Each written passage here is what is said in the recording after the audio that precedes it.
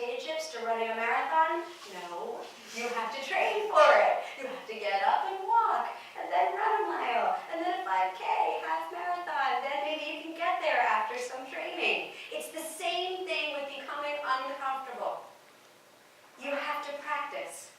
So every day, let's say you're going to a party. I know you guys don't do that because you're really, really focused on your studies, but let's say you went to a party.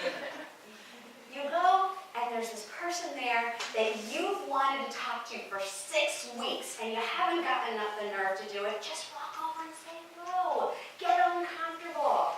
Let's say you're in Starbucks. Home. Do a crazy little tap number like I did before, and not care if anyone's looking at you.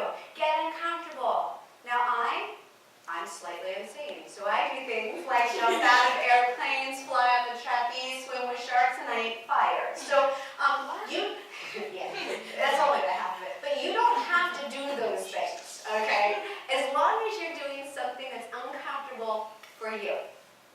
Make sense? If you do that every day, your comfort zone circle gets bigger and bigger and bigger, so that it at least intersects, hopefully taking over your extraordinary life circle. Does everyone commit right now to getting a little uncomfortable?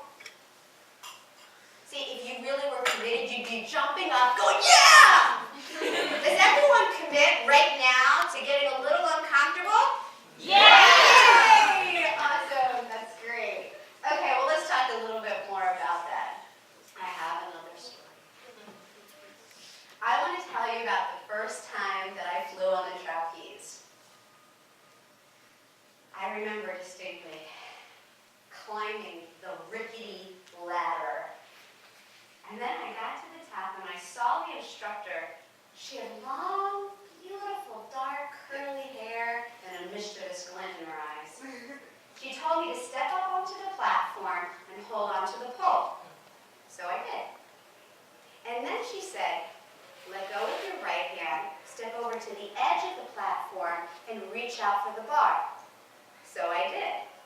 And then she said, now let go with your left hand, reach out for the bar, and jump. She probably thought that I was hard of hearing, so she repeated herself.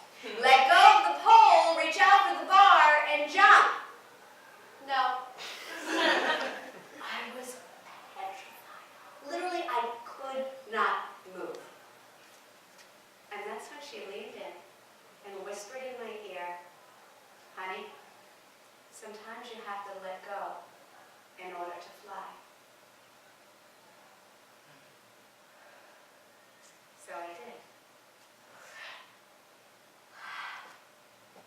And I have flown numerous times on the trapeze since then. I take corporate leadership groups flying on the trapeze now. I'm totally in love with it. But that's not the point. The point is that I always hear her words. Honey, sometimes you have to let go in order to fly. There are things that hold us back, that we need to let go of so that we can fly and become everything that we were meant to be. Because there is a purpose, there is a reason for you. And you use your unique gifts and you fly and you become and you impact communities, the world. You have so much power. But sometimes we have to let go in order to do that. Here's me, crazy, flying upside down. So we're going to do a little exercise right now. You have a card, a white index card. I'm going to take that, I'm going to play some music. Of course, I love music. Limits like fears are often just an illusion. So let's talk for a moment about limits and what I want you to think about putting on your card. Assumptions, judgments, beliefs that no longer serve you. I don't know about you, but some people in their past have had other people giving them beliefs that don't serve them. They may, even with the best of intentions, told you, you can't do that.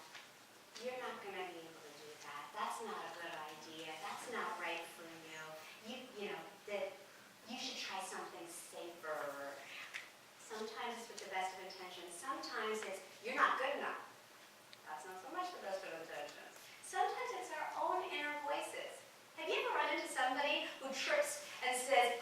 an idiot? No, you're not an idiot. You tripped. Everybody does that. You made a mistake. Maybe you should look a little more carefully. But we say these things to ourselves, and they become ingrained in us. And even things like, I'm too young, I'm too old, I don't have enough experience, I have too much experience, I don't have enough money, whatever it is. We have these things, and if you think that there's something that you have, a belief, an assumption, a judgment that's holding you back, I want you to write it on the card now. Okay, so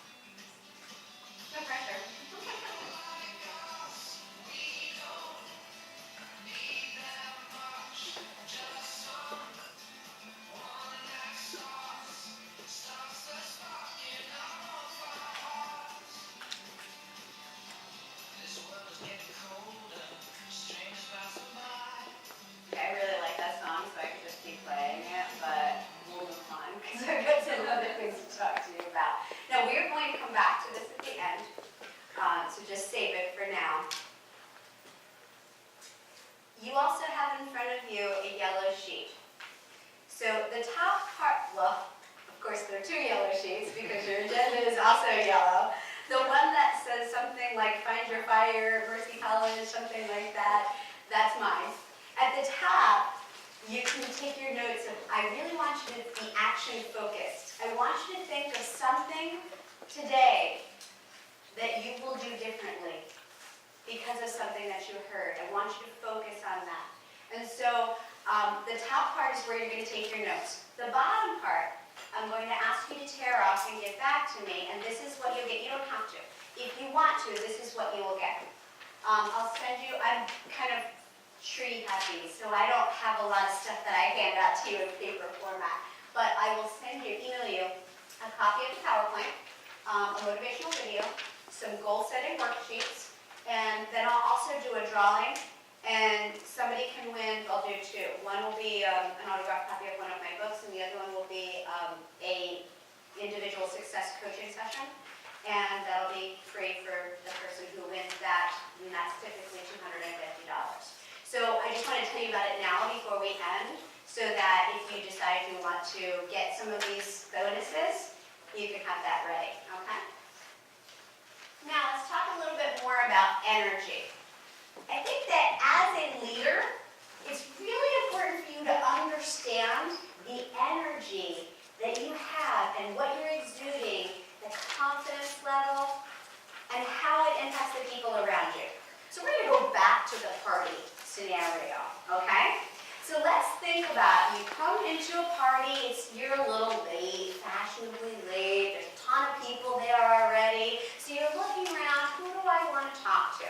And you're scanning the room, and over here, you can't hear them, but you can see them, and this is what you see. You see a couple of people talking, and you see this.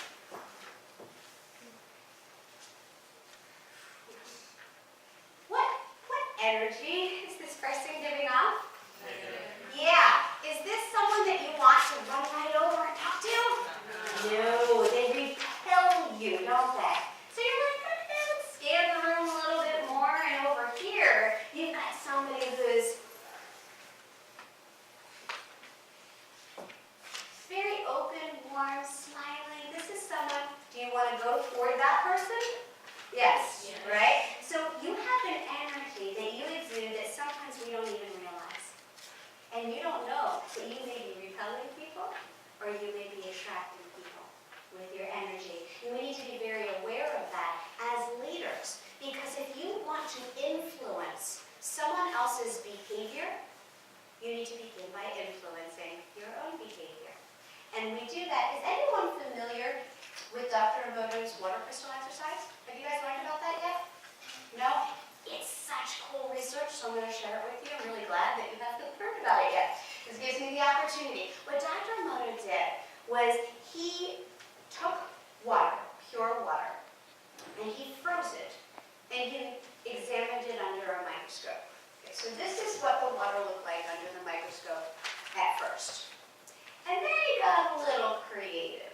He had a hypothesis. So he separated out several different containers of water, and he put them in different areas, and he did different things. Sometimes he would show the water pictures, sometimes he would play it music, but I'm going to share with you just the one exercise, the one research that he did involving words. So he would take the different containers of water, and each day he would go in and he would talk.